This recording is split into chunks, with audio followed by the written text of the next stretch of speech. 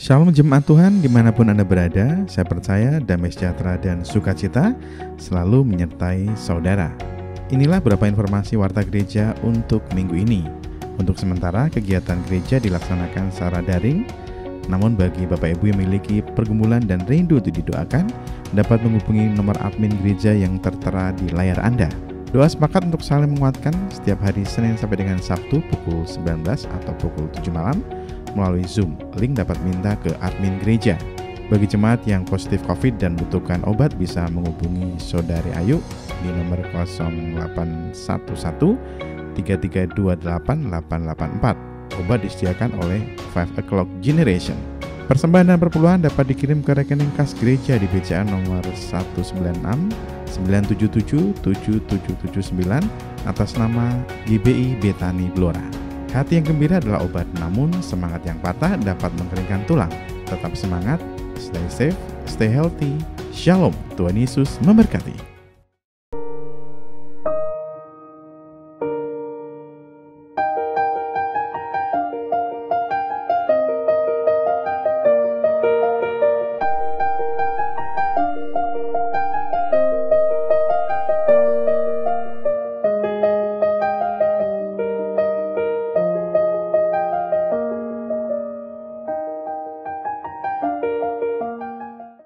Shalom saudara, saya menyapa saudara dimanapun saudara berada. Baik saudara yang ada di Blora, saudara yang di Kuwu, di Cepu, di Juwana, di Pati, dan di Banyutowo. Saya percaya hari ini kita bersuka cita karena kita akan beribadah datang kepada Tuhan. Mari kita persiapkan hati kita, hidup kita untuk menerima yang terbaik yang Tuhan akan berikan di dalam setiap kehidupan kita. Dan jangan lupa saudara, dari sepanjang acara dari awal, pertengahan hingga akhirnya, mari kita minta, harapkan yang terbaik di dalam setiap kehidupan kita. Sebelum kita mulai ibadah ini, mari kita berdoa. Tuhan Yesus, kami bersyukur karena hari ini Tuhan kami bisa datang dalam hadirat-Mu kembali. Kami mau menaikkan segala ucapan syukur kami Tuhan, sebab Engkau baik dan luar biasa. Dan biarlah Tuhan, sewaktu kami mendengar firman-Mu, Engkau sendiri yang berbicara dalam setiap hati dan hidup kami Tuhan. Sehingga kami mendapatkan berkat yang luar biasa yang surga telah sediakan di dalam setiap kehidupan kami. Dan kami siap beribadah hari ini hanya di dalam nama Yesus. Haleluya. Amin.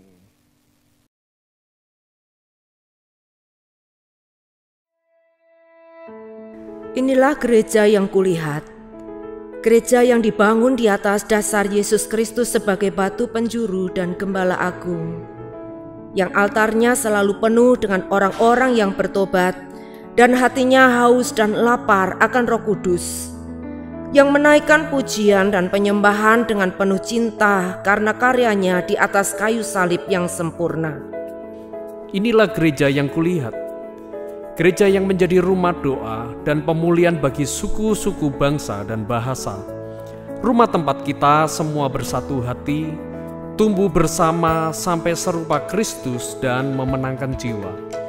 Yang sakit akan disembuhkan, yang lemah akan dikuatkan, saling menopang dan berbagi sebagai kesatuan tubuh Kristus dengan Yesus Kristus sebagai kepala. Inilah gereja yang kulihat, yang api kegerakan kasih-Nya tidak pernah padam dari generasi ke generasi, dan kerinduan hatinya untuk melayani dan menjangkau jiwa-jiwa yang terhilang. Gereja yang seperti lumbung Yusuf, selalu diberkati dan menjadi berkat. Gereja yang mengabarkan pesan kebenaran Injil Kristus melalui media, kebudayaan, pendidikan, marketplace, keluarga, politik, dan kesehatan. Gereja yang berdampak dan menjadi terang dan garam. Dan gereja yang kulihat itu adalah kita.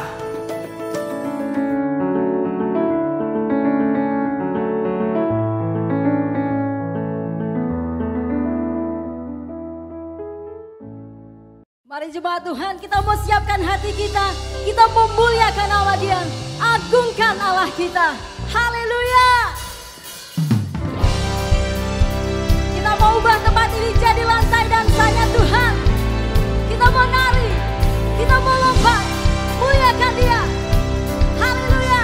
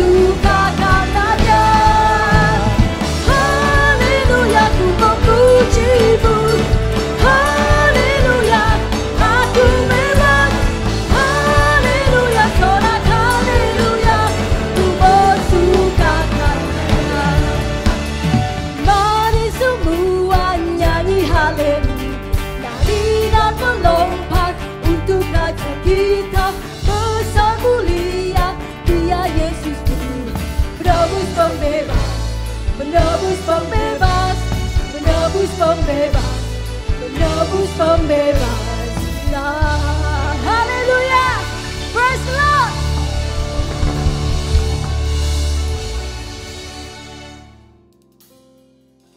Mari kita mau siapkan hati kita. Kita mau menyembah Dia, Allah kita yang kudus. Dia Allah yang bertahta di bait-Nya yang kudus. Siapkan hati kita, jiwa kita. Bless the Lord, oh my soul, oh my soul. Worship His holy name. Sing like never before. Oh my soul, I'll worship Your holy name. The sun comes up, it's a new day dawn.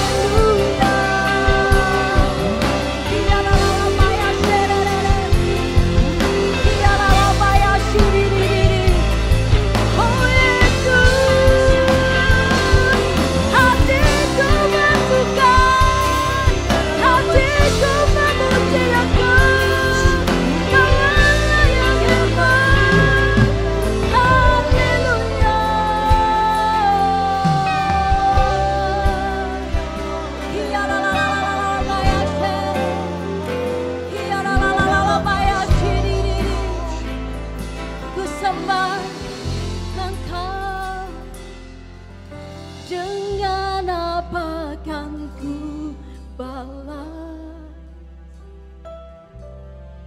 segala kebaikan-Mu. Segenap hatiku menyembah-Mu Yesus, ku bersyukur padamu. Dengan apa kan ku balas segala kebaikan-Mu. Segenap hatiku menyembah-Mu Yesus, ku bersyukur padamu selamanya.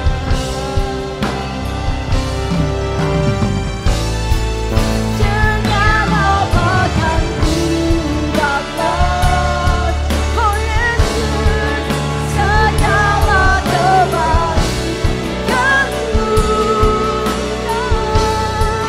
Segenap hatiku menyembah-Mu Yesus, ku bersyukur padamu. Dengan apa kan ku balas segala kebaikan-Mu. Segenap hatiku menyembah-Mu Yesus, ku bersyukur padamu selamanya.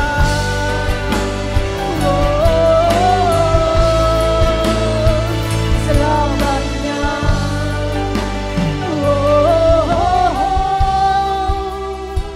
Selamanya.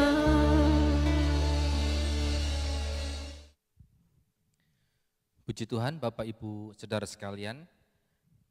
Sebelum kita mendengarkan firman Tuhan, mari kita berdoa terlebih dahulu. Bapa, kami bersyukur untuk hari ini, hari yang luar biasa yang Kau berikan kepada kami. Karena di hari ini kami akan membaca, merenungkan, serta belajar firman Allah. Kiranya firman ini tidak hanya berlalu begitu saja, tetapi betul-betul masuk dalam hati kami, masuk dalam pikiran kami, masuk dalam alam bawah sadar kami, sehingga itu menjadi rema, menjadi jawaban atas pertanyaan-pertanyaan kehidupan yang mungkin saja saat ini kami sedang membutuhkan jawabannya. Karena firman-Mu itu adalah suluh bagi jalan kami, terang bagi hidup kami. Pakai hamba-Mu untuk menyampaikan firman Allah ini menjadi sesuatu yang baru, menjadi berkat, dan jemaat dikuatkan. Siapa saja mendengarkan firman ini, mereka diberkati secara rohani. Di dalam nama Tuhan Yesus kami berdoa. Amin. Bapak, Ibu, Saudara sekalian, di beberapa waktu ini memang kita sedang diperhadapkan dengan sebuah wabah yang namanya pandemi. Tetapi bukan berarti bahwa keadaan ini membuat kita menjadi stagnan, berhenti, tanpa ada kemajuan atau progres-progres tertentu. Nah, saya akan menyampaikan sebuah cerita yang tercatat dalam Injil Matius pasal yang ke-8. Di mana orang ini luar biasa, Bapak Ibu, sangat luar biasa, di tengah keadaannya yang sangat tidak mungkin. Keadaannya yang tidak bisa ditolerir mungkin oleh orang-orang yang ada di sekitarnya, tapi dia melakukan sesuatu yang ajaib. Dia menembus sesuatu yang disebut kemustahilan bagi manusia, tapi dia menerobosnya. Maka dari itu judul renungan saya pada hari ini adalah breakthrough, sebuah terobosan. Kalau bicara masalah terobosan berarti memang ada banyak penghalangnya. Ini orang hebat, kelemahan tubuhnya tidak membuat dia menjadi orang yang lari dari kenyataan. Justru kelemahan tubuh yang dia punya itu membuat dia menjadi orang yang kuat. Matius pasal yang ke-8, ayat yang pertama sampai dengan ayat yang keempat. Saya akan bacakan untuk Bapak Ibu Saudara sekalian. Judulnya, Yesus menyembuhkan seorang yang sakit kusta. Setelah Yesus turun dari bukit, orang banyak berbondong-bondong mengikuti dia. Maka datanglah seorang yang sakit kusta kepadanya, lalu sujud menyembah dia dan berkata, "Tuan, jika Tuan mau, Tuan dapat mentahirkan aku." Lalu Yesus mengulurkan tangannya, menjamah orang itu dan berkata, "Aku mau, jadilah engkau tahir." Seketika itu juga tahirlah orang itu daripada kustanya. Lalu Yesus berkata kepadanya, "Ingatlah, jangan engkau memberitahukan hal ini kepada siapapun, tetapi pergilah, perlihatkanlah dirimu kepada imam, dan persembahkanlah persembahan yang diperintahkan Musa sebagai bukti bagi mereka." Bapak Ibu Saudara sekalian, ada beberapa penyakit yang ditulis secara spesifik di dalam Alkitab. Banyak. Tapi khusus penyakit kusta, Alkitab itu mencatat dengan lebih mendetail dibandingkan sakit-sakit yang lain.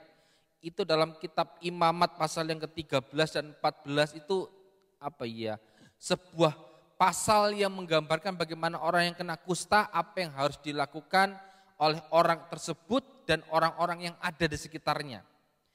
Sangat detail sekali. Maka dari itu kusta ini menjadi sebuah penyakit yang pada waktu itu seperti orang kena tulah.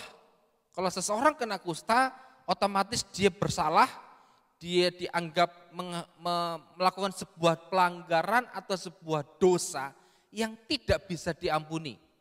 Dan pada waktu itu Bapak Ibu, orang yang sembuh dari kusta itu hanya mengandalkan mujizat pada waktu itu. Jadi memang kenyataannya demikian. Nah, dalam pembacaan yang barusan kita baca, ternyata ada seorang yang memiliki penyakit kusta.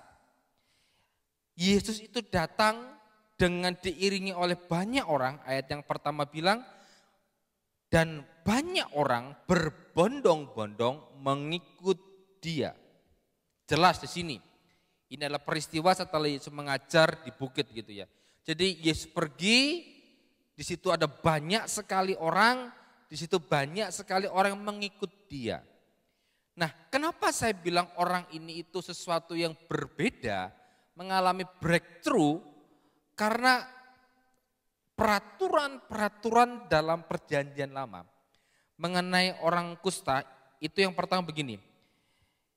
Seseorang yang kena kusta harus menghadap imam, dan kemudian imam harus menyatakan dia najis.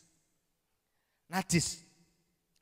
Dan kemudian setelah dinyatakan imam najis, yang kedua dia harus berani dan bisa mau nggak mau meneriaki dirinya, "Aku najis, aku najis." Jadi kemanapun dia pergi, ke pelosok kota apapun, di tempat manapun dia selalu berkata, "Aku najis, aku najis." Otomatis yang ketiga dia menjadi orang yang dikucilkan oleh masyarakat dan berpakaian dengan sangat tidak layak.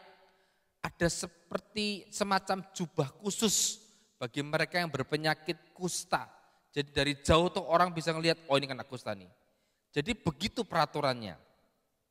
Dan ternyata memang pada waktu itu penyakit ini hanya bisa disembuhkan karena mujizat. Dan setelah sembuh, orang ini harus menghadap imam. Kenapa menghadap imam? Karena di pertama tadi untuk menyatakan dia najis itu imam. Dan untuk mencabutnya itu harus menghadap imam lagi. Makanya di ayat yang keempat Yesus bilang, "Pergilah menghadap para imam, persembahkanlah korban di sana." Dan ini cukup kejam Bapak Ibu. Jarak minimal orang kusta dengan orang sehat itu 180 cm atau 1,8 meter, ya hampir 2 meter, kayak social distancing. Oke, itu masih bisa wajar, tapi begini, kalau ada angin yang bertiup dari orang kusta kepada orang sehat, maka jarak minimumnya itu 45 meter. Maksudnya begini, misalkan itu ada angin dari sana, misalkan saya seorang penyakit kusta, ada angin dari sana mengarah ke saya. Dan orang yang di belakang saya itu minimal 45 meter. Betapa terasingnya orang yang berpenyakit kusta. Dijauhi orang. Pokoknya orang kena kusta pada waktu itu sudah pakai tanda kutip hidupnya end, selesai. Enggak ada orang yang mau peduli, enggak ada orang yang mau menolong. Hidupnya hanya meminta-minta belas kasihan saja. Nah, dari cerita ini saya ambil dua sisi.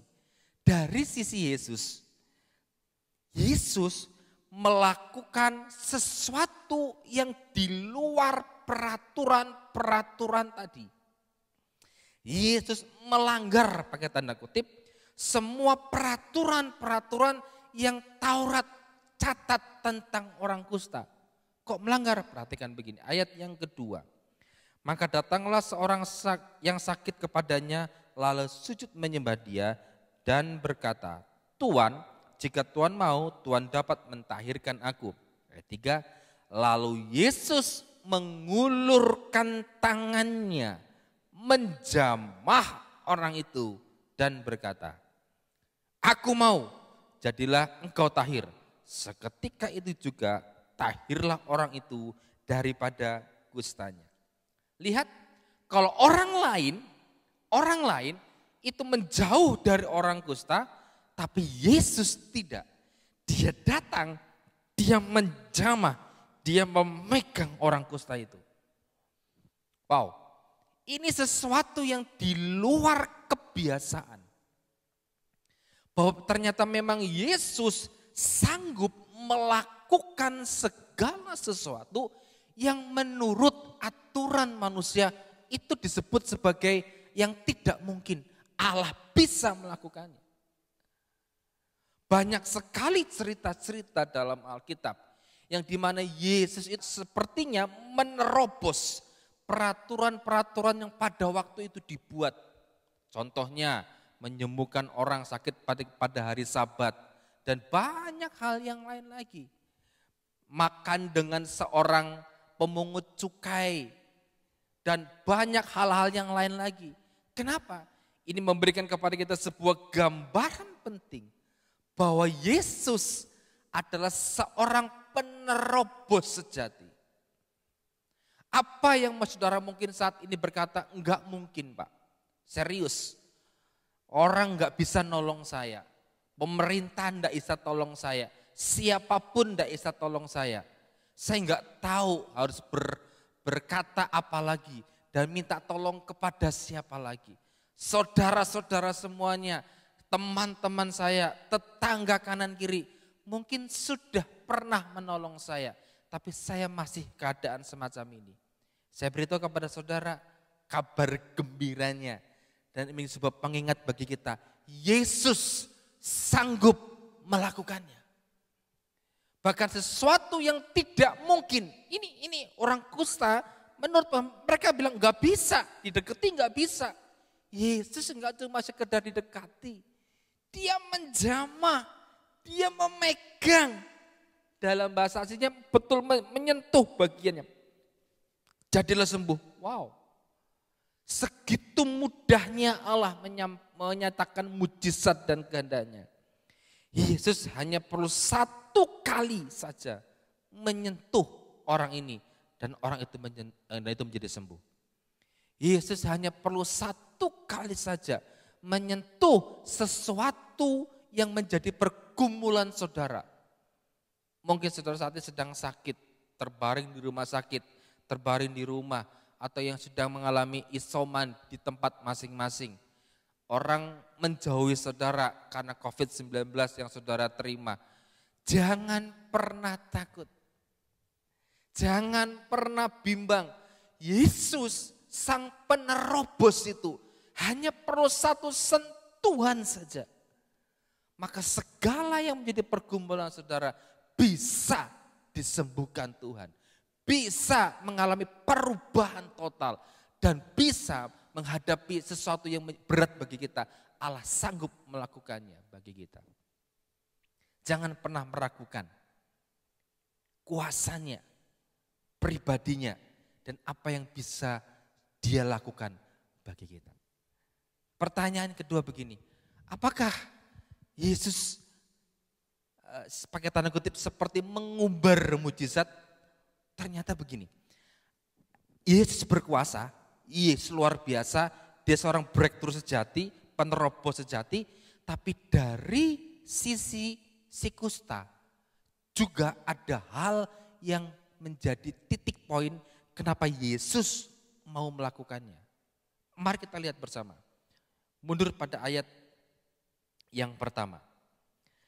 Setelah Yesus turun dari bukit, orang banyak berbondong-bondong mengikuti Dia. Ternyata Bapak Ibu, Yesus memang seorang penerobos sejati. Yesus memang pribadi yang bisa menyembuhkan, memulihkan, memperbaiki kehidupan saudara seberapapun rusaknya. Betul, saya setuju. Tapi dari sisi kita, itu ada feedbacknya. Harus ada sesuatu yang kita lakukan. Yang pertama apa? Berani melangkah. Ayat 1 dibilang orang banyak berbondong-bondong. Artinya Yesus berada di sekitaran banyak orang. Ingat peraturan tadi Bapak Ibu. Bahwa orang kusta tidak boleh mendekat kepada orang yang sehat. Peraturannya jelas pada waktu itu. Tapi dia berani datang. Dia berani melangkah. Mengingat peraturan-peraturan yang tadi itu sangat ketat. Tapi dia tidak memperdulikannya. Dia berani melangkah. Dan ini membutuhkan sebuah pengorbanan besar Bapak Ibu untuk melangkah.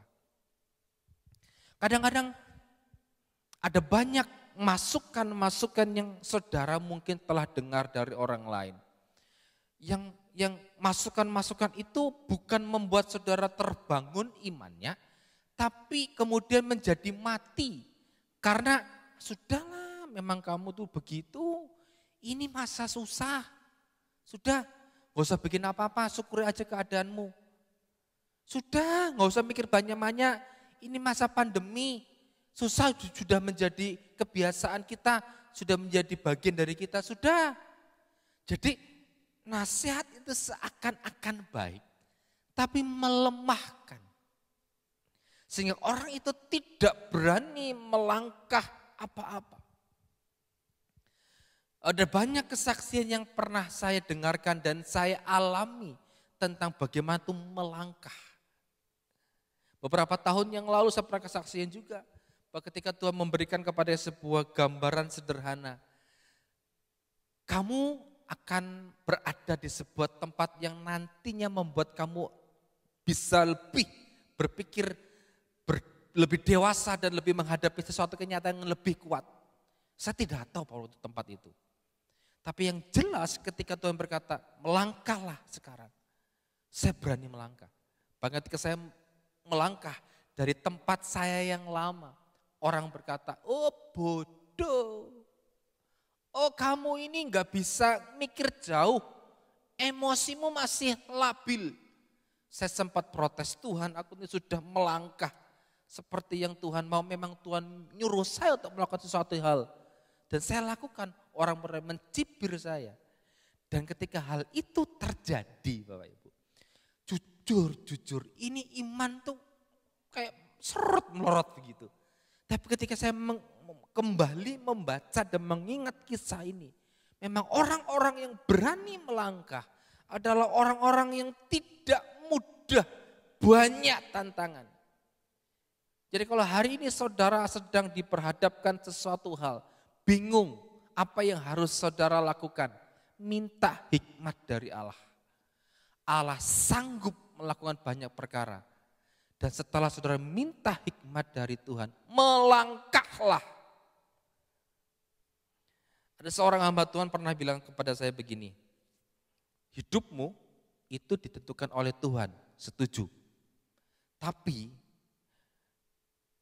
step pertama itu adalah kamu, step kedua dan selanjutnya itu Tuhan. Maksudnya begini, kadang-kadang Tuhan itu menjanjikan kita sesuatu hal. Ini loh, kamu akan jadi semacam ini, semacam ini, semacam ini, semacam ini. Sama toh, ketika Tuhan berjanji juga kepada Abraham bahwa anaknya akan banyak begitu kan. Kepada Musa juga bahwa akan memimpin bangsa Israel ke sebuah tanah yang penuh dengan susu dan madunya. Tapi kan Tuhan nggak ngomong detail di perjalanannya. Tuhan cuma ngomong nantinya kamu akan begini.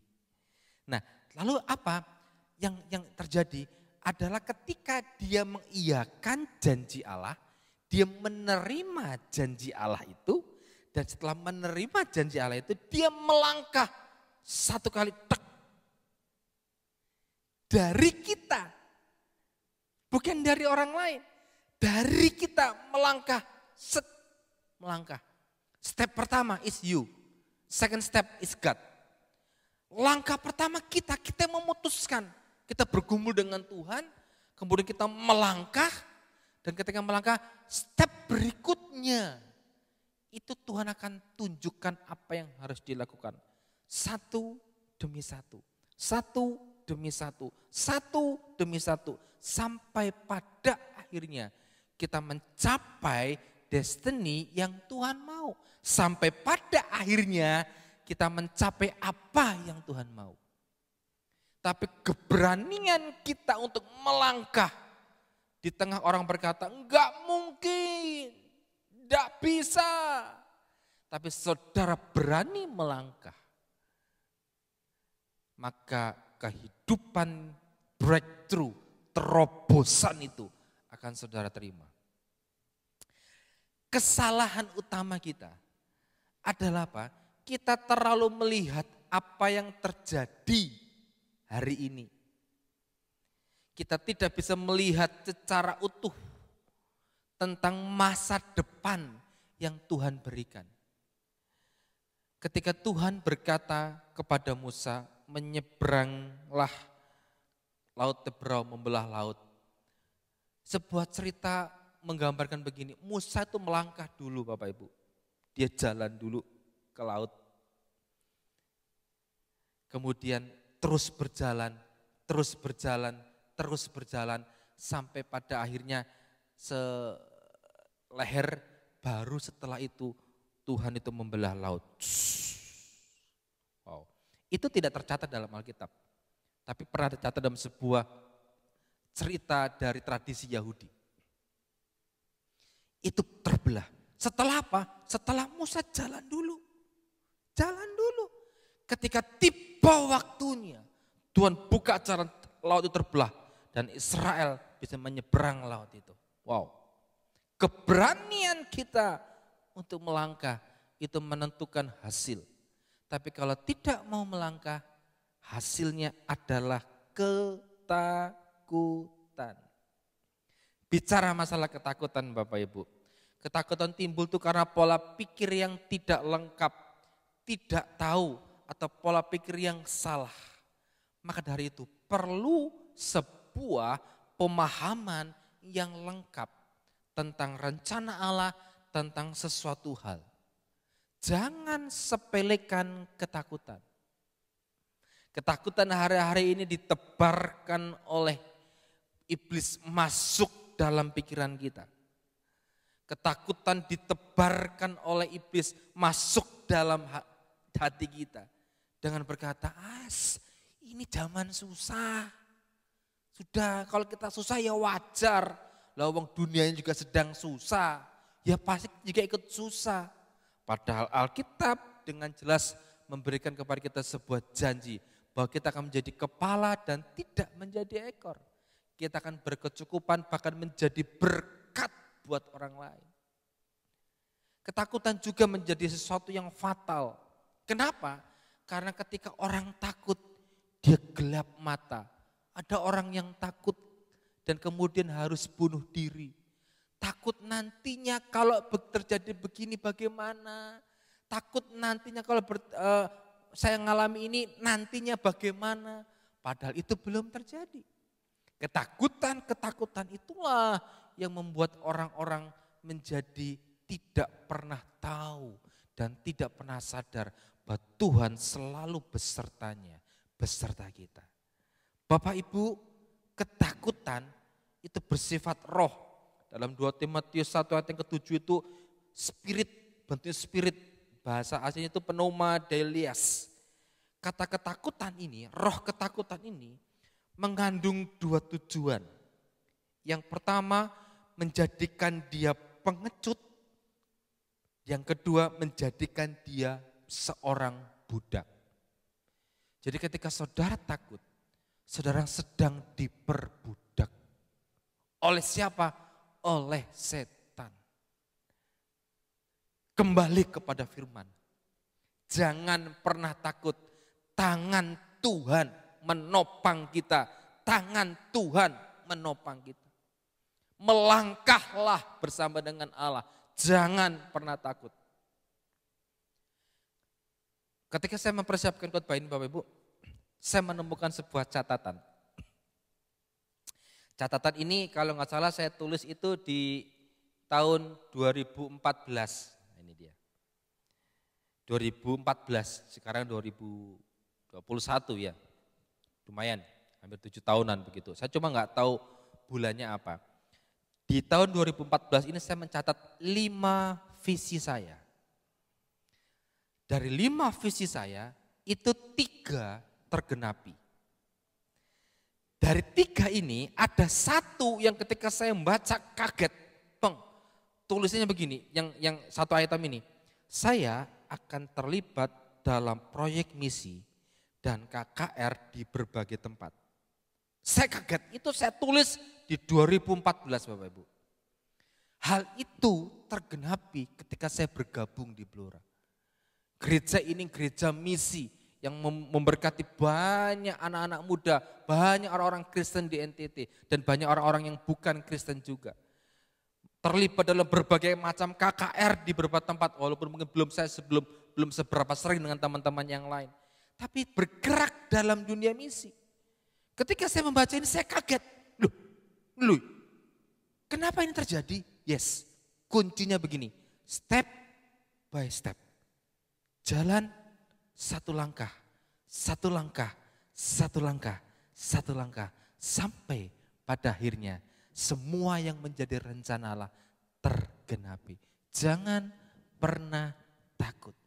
Kalau Tuhan bilang begini, tabur. Ini zaman susah bro, pak, bu, om, tante, mas. Zaman susah ngirit. Tapi kalau Tuhan bilang tabur, taburlah. Enggak perlu takut, nanti kekurangan. Enggak. Ketika saudara bilang, oke, Tuhan, aku mau tabur. Karena Engkau menginginkan aku tabur. Kita menaburnya dengan cucuran air mata. Maka nantinya saya yakin ada hal-hal yang luar biasa yang Tuhan berikan dalam kehidupan kita. Yang kedua, tadi adalah berani melangkah. Yang kedua, memiliki kepercayaan utuh. Ayat yang kedua, ada kalimat begini. Dan berkata, Tuhan, jika Tuhan mau, Tuhan dapat mentahbirkan aku. Kalimat ini punya pengertian bahwa masalah utamanya itu bukan si kusta, tapi kepada Yesus. Dia sangat yakin bahwa Yesus bisa melakukannya. Hanya masalah mau atau tidak. Jadi pokok permasalahan di sini itu bukan pada diri si kusta, bukan. Tapi dari Yesus. Sekarang bola panasnya itu diberikan kepada Yesus. Tuhan, kalau Tuhan mau bisa kok sembuhin saya. Nah itu kan. Seakan-akan begitu. Jadi kuncinya bukan pada si kusta, sekarang kuncinya ada di diri Yesus. Apakah Yesus mau atau tidak melakukannya? Alkitab mencatat, ya aku mau. Dan saya yakin begini, kenapa Yesus mau melakukannya? Karena dia tahu peraturan-peraturan bangsa Yahudi. Dia tahu peraturan-peraturan PL di mana orang kusta itu nggak boleh kumpul. Orang kusta itu terpinggirkan, orang kusta itu harus jauh-jauh. Tapi dia berani menerobos, berani datang kepada Yesus. Yesus sangat menghargai itu. Dan Tuhan berkata, aku mau. Ini punya pengertian begini, kepercayaannya itu utuh. Kepercayaan itu harus disertai penyerahan. Percaya adalah percaya. Itu yang sering Ibu Gembala kita katakan. Abraham itu bapak orang percaya, bapak orang beriman. Dia berani mempersembahkan sesuatu yang sangat-sangat berharga. Sangat-sangat luar biasa, dia mempersembahkan anaknya yang tunggal. Dia percaya aja bahwa suatu saat kalaupun dia harus menyembelih anaknya, Tuhan sanggup membangkitkan dia walaupun anaknya sudah mati. Kepercayaan semacam inilah yang dimiliki oleh Abraham. Sekarang begini, kepercayaan seperti apakah yang saudara mau? Bertumbuhlah dalam iman. Tadi kalau yang berani melangkah itu baru step awal. Itu adalah pertumbuhan awal orang Kristen. Dan setelah pertumbuhan awal stepnya itu melangkah, yang berikutnya gini, terus bangun iman saudara. Bertumbuhlah iman saudara. Bertumbuhlah dalam mengenal Tuhan. Bertumbuhlah dalam segala sesuatu yang rencana Allah berikan kepada saudara. Kadang-kadang begini, iman kita tuh bertumbuh karena proses ujian. Saudara yang saat ini sedang sakit, ini sedang ujian. Saya mendengar kesaksian, justru dalam keadaan sakitlah hidupnya dipulihkan. Bukan fisik, tapi rohaninya dipulihkan. Justru dalam keadaan sakitlah mujizat Allah dinyatakan.